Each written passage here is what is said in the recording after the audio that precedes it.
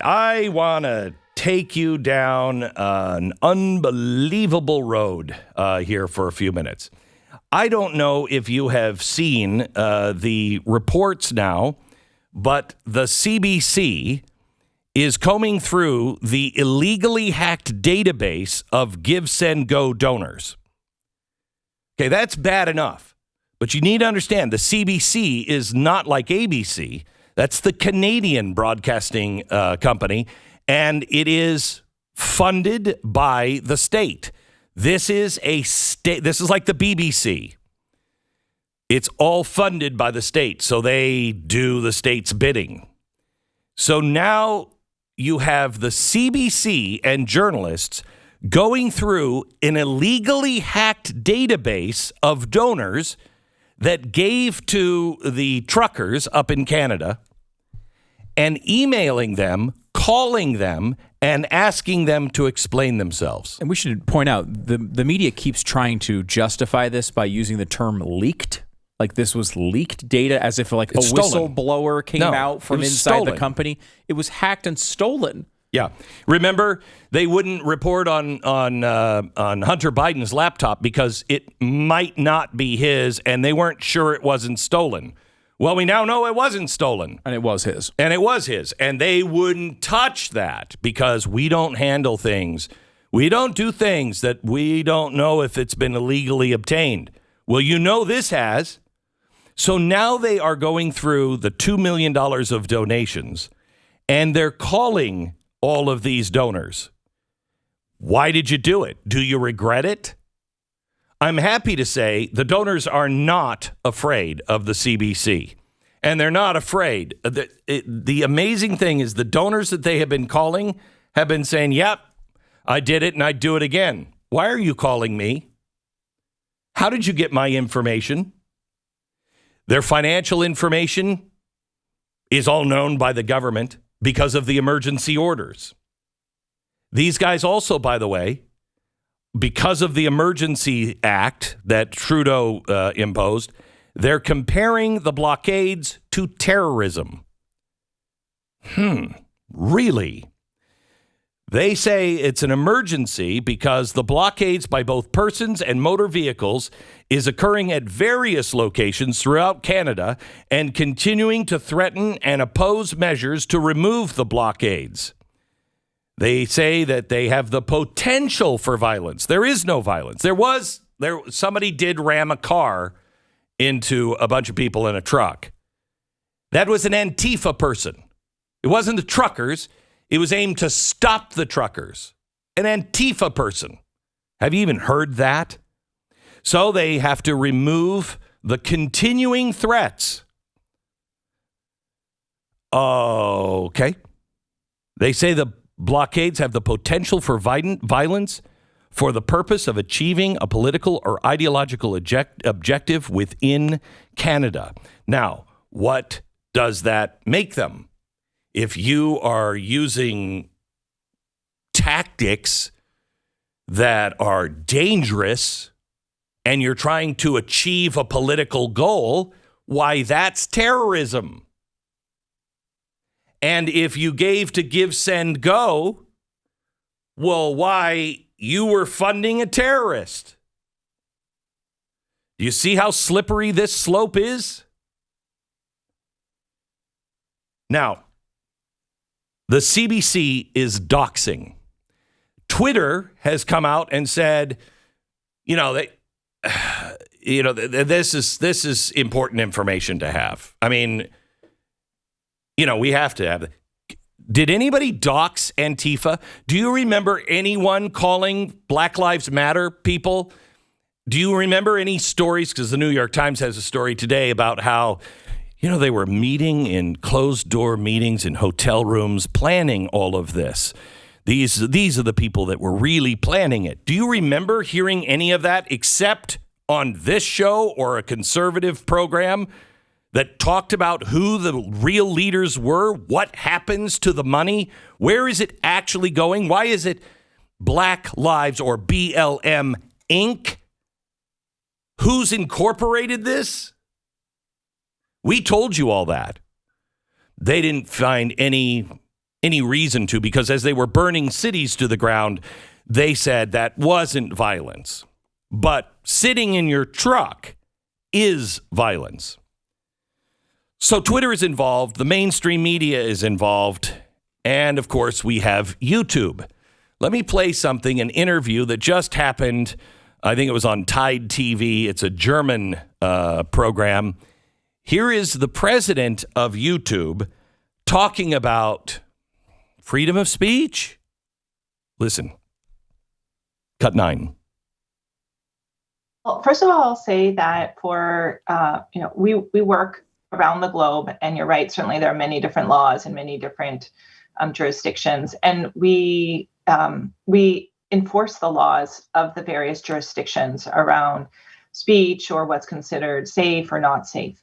That's true for democratically elected governments. It might get a little bit more complicated in non-democratically elected governments. China, and for the most part, so basically we enforce those laws. That actually hasn't been the controversial part. What has been the controversial part has been when there is content that would be deemed as harmful, but yet is not illegal.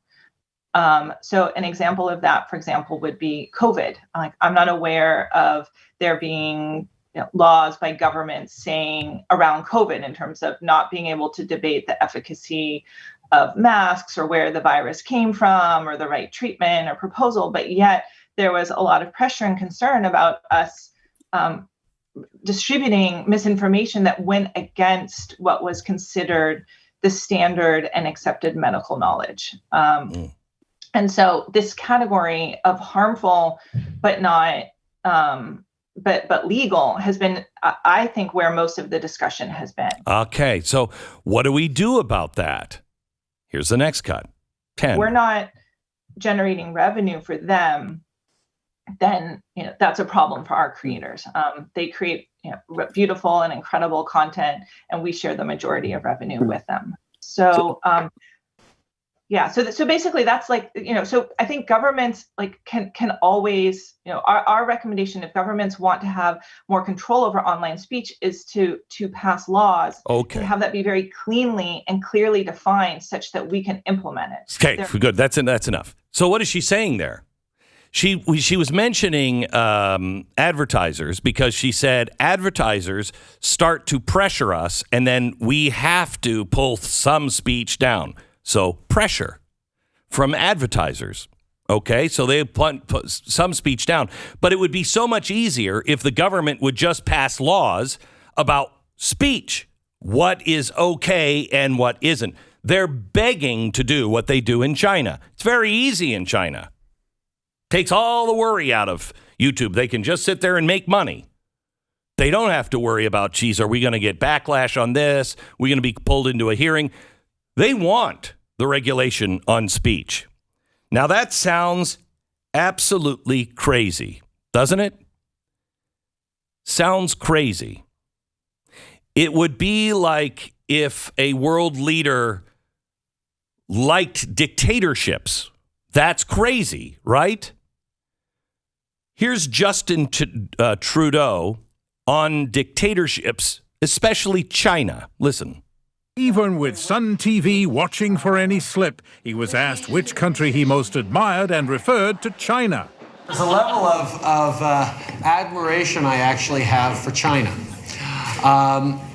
because their basic dictatorship is allowing them to actually turn their economy around on a dime and say, we need to go green as fast as we need to start, investing in solar. I mean, there is a flexibility that I know Stephen Harper must dream about, of having a dictatorship that he could do everything he wanted. Stop. Now, they said that offended Canadian Asians. I think that should offend all Canadians. He, by the way, was running against Stephen Harper. I think he caught himself at the end. Remember, the question is, what do you most admire? And so he says China, because of their dictatorship. They can get things done. That's something you need to remember, because that is what this administration, what business, what YouTube, what Twitter, Facebook, all of them love about China. They can get things done. They'll just spend the money. Oh, we need to work on AI? Great. Take all of that money and pour it into that. We don't have any more money? Great. Just print some more. Put it in that. And they get things done. They like dictatorships because they're elite. They think they know better than the invisible hand of all of us. So you have crazy statements from the media saying that, that they want the government to be able to give them more direction and more laws. Meanwhile, you've heard the New York Times talk about how dangerous the misinformation is from podcasts. They're going after podcasts. But what's happening on radio? Man, it's like it's almost deafening, the silence on talk radio, isn't it? Or is it? I want to play a couple of cuts here. I'm actually going to only have time for one. So let me play the second cut of the FCC commissioner that is now being questioned and will probably go through the incredible radical, and you will see why I say that, of Gigi Sohn, possible next commissioner of the FCC. Senator Sullivan. Thank you, Madam Chair. I don't even know where to begin here. I too am very disturbed. We had a discussion last hearing, Ms. Sohn, on your tweets. And look, we're not nominating you for any normal assistant secretary. You're you're going to be an FCC commissioner, enormous power. What's his name? Particularly as it relates to free speech, particularly as it actually relates to liberty in our country. And I think Senator Scott raises some really important points, which is I don't see how you can be unbiased. Fox News is state-sponsored media, propaganda. Republicans know the only way they can win an election is to suppress the vote. These are yours. Here's a retweet. Your raggedy white supremacist president and his cowardly enablers would rather kill everybody than stop killing black people. That's a retweet. Damn, that's way out there, right? I mean, do you think most Republicans are racist and white supremacists? Absolutely not, Senator Sullivan. That's kind of what you're No, I don't. I'm not familiar with that tweet, but I'm happy to look at it. Remember retweeting that one? I do not. I've tweeted probably over 10,000 times, so I don't remember. Look, I think the average American, stop. whether you're... All right. You don't retweet something like that without comment unless unless you agree with it or you're drunk. And even if you're drunk, I know I'm an expert, I'm an alcoholic. Even if you're drunk, all that alcohol does is lower your inhibitions. It doesn't make you a racist. It takes down the shield that you put up to make sure that people don't think that about you. So even if that was a drunk retweet, that's very revealing. So you have social media clamping down. You have the FCC getting ready to clamp down.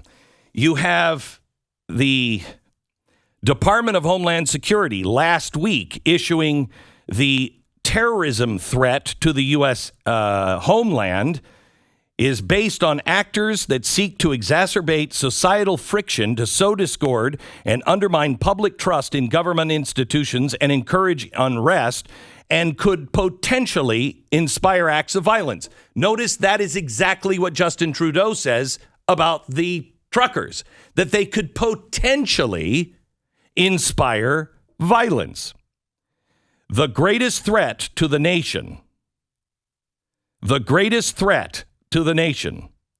are those people that are proliferating false or misleading narratives which sow discord or undermine public trust in U.S. government institutions. Well, gang, that's anybody who doesn't play along with their game. That is why parents are now terrorists if you stand up against CRT. No.